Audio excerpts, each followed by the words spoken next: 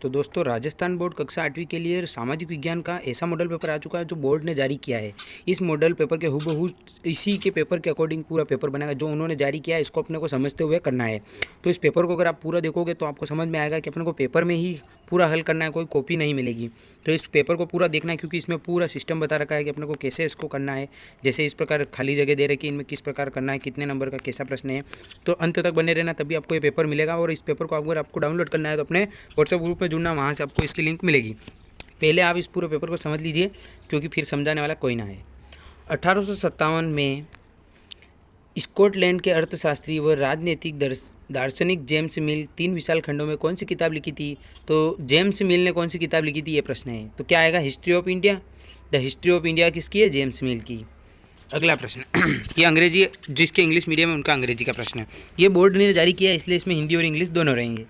Next question, 19वीं और 20वीं शताब्दी के दौरान 1940 में महाराष्ट्र में कौन सा जनजाति विद्रोह हुआ था? तो आपको पता होगा महाराष्ट्र में वर्ली विद्रोह हुआ था, पता है कि? और दक्षिण साइड में कोल विद्रोह हुआ था। लेकिन अपने को भी महाराष्ट्र का पूछा है तो इसका करेक्ट आंसर हो जाएगा स। यहाँ पे स लिखना है बस, और कुछ नहीं करना है। और यहाँ पर जो आंसर है वो लिखना है। इसमें सी, इसमें भी स था तो स लिख दिया, इस प्रकार करना है। नेक्स्ट तीसरा, स्वामी विवेकानंद का मूल नाम क्या है? तो नरेंद्र नाथ दत्त इनका मूल नाम है। नेक्स्ट प्रश्न देखेंगे अपन, निम्नलिखित में से कौन सा मानव निर्मित संसाधन है? तो मानव निर्मित कैंसर का उपचार की औषधियाँ तो मानव निर्मित है नहीं। अब झरने का जल अपन बना नहीं सकते, उष्णकटिबंधीय वन नहीं हो सकता। ये अर्ध उष्णकटिबंधीय वन जो है ये मानव द्वारा निर्मित है। अगला, निम्न में से कौन सा मृदा निर्माण का कारण नहीं है? तो मृदा निर्माण में सबसे पहले समय तो चलेगा, स्थलाकृति या फिर जैव पदार्थ ये भी चलेंगे, लेकिन मृदा का गठन करना ये कोई इसका आंसर नहीं होगा। इसमें आ जाएगा मृदा का गठन। कॉफ़ी का प्रमुख उत्पादक देश है। सबसे ज़्यादा कॉफ़ी कहाँ होती है? आपने जो कृषि वाला पार्ट पढ़ा उसमें ही आपके ब्राज़ील में होती है सबसे ज़्यादा कॉफ़ी।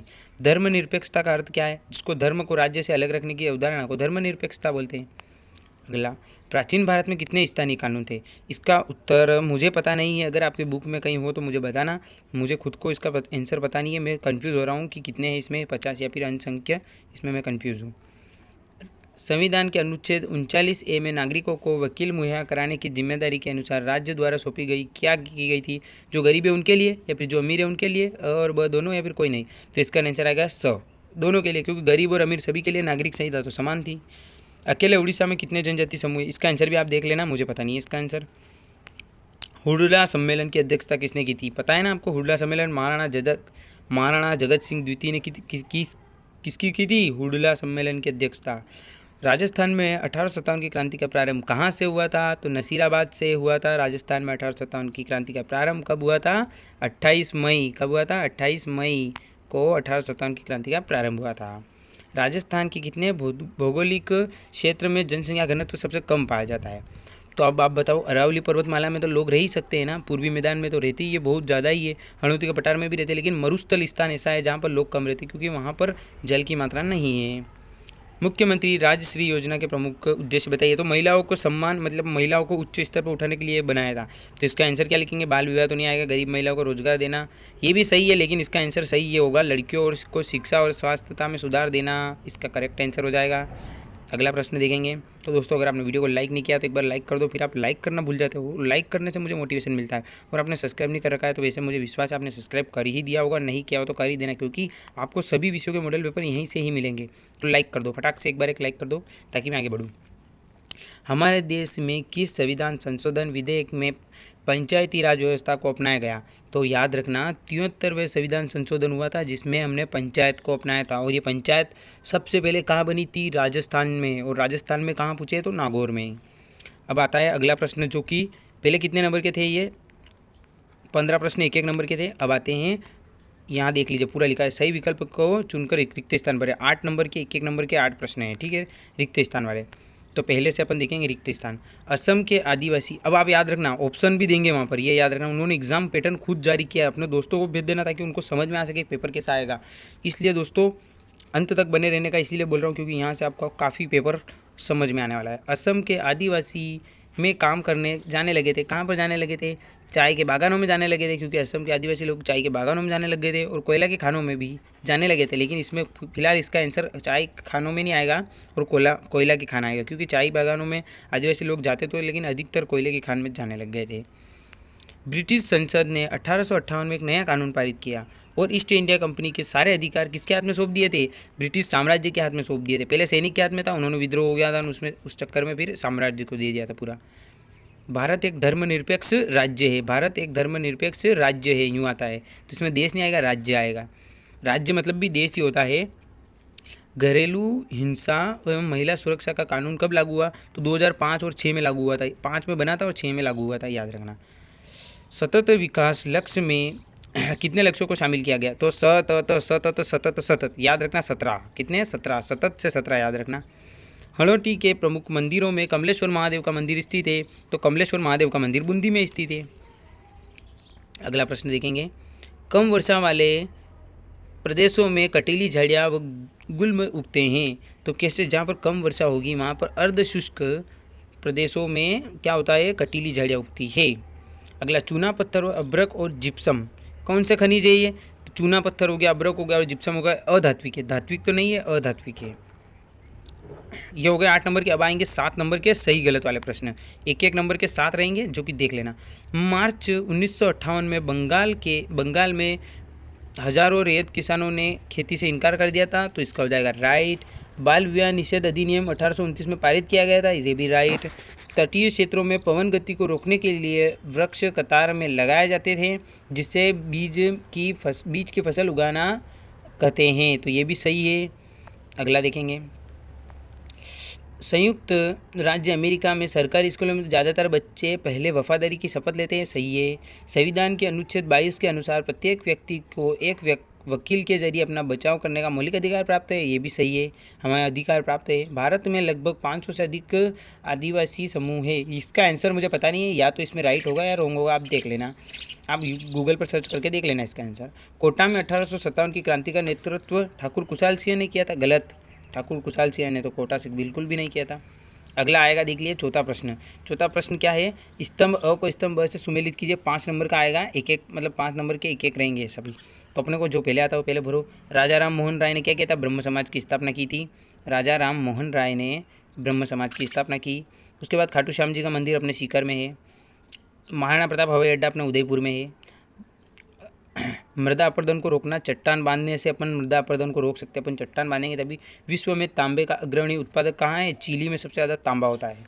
इस प्रकार अपन पूरा करेक्ट करेंगे और 5 में से 5 नंबर लेके आएंगे। अगर आपने इस वीडियो को देखा है तो आपको मिलेंगे, नहीं देखा होगा तो नहीं मिलते, इसलिए बोल रहा हूँ अपने दोस्तों के साथ शेयर कर देंगे, नहीं तो आपके दोस्त आपको हमेशा याद रखेंगे। आप हमेशा याद रखोगे कि अगर मैं ये बता देता तो मेरे दोस्त के काम आता, इसलिए आप अपने दोस्तों की हेल्प करें ताकि आपकी हेल्प ऊपर वाला करे। भारत का मानचित्र बनाने के लिए रॉबर्ट क्लाइव ने किसको पहली बार नियुक्त किया था? इसका नाम तो मुझे पूरा याद नहीं आ रहा है, गेम्स करके था एक, गेम्स, उसको अपना भारत का मैप बनाने के लिए किया था। 1819 में से 1826 तक मद्रास का गवर्नर कौन था? तो 1819 में और 1826 तक मद्रास का गवर्नर कौन था, आपको पता है? सर थॉमस मुनरो था ना। कौन था? देखो मैं लिख देता हूँ एक बार, सर, थोड़ा गाढ़ा कर देते पेन को ताकि आपको अच्छे से दिखे, Thomas Munro, sir Thomas Munro था, ठीक है। अगला देखेंगे, प्राकृतिक संसाधन हमें कहाँ से प्राप्त होते हैं? तो प्राकृतिक संसाधन अपने को कहाँ से प्राप्त होंगे? प्रकृति से प्राप्त होंगे। जल संग्रहण के कोई 2 उपाय लिखिए। तो जल संग्रहण अपने को किस प्रकार कर सकते हो? 2 उपाय लिखने। तो एक लिखेंगे अपन, वर्षा जल को बहाना नहीं है और खेतों में सीधा पहुँचाना है। दूसरा, जो अपने मात्रा, जितनी मात्रा में जल का प्रयोग कर सके उतनी मात्रा में ही करो, और मतलब जो काम ना आए ऐसा काम ना करे जल में। अगला, कानून बनाने में सबसे महत्वपूर्ण भूमिका किसकी होती है? तो कानून तो हमारे कौन बनाती है? संसद। संसद क्या करती है? हमारे कानून बनाती है। लघुत्तरात्मक प्रश्न 10 से 17 तक 3-3 नंबर के 8 प्रश्न रहेंगे लघुत्तरात्मक।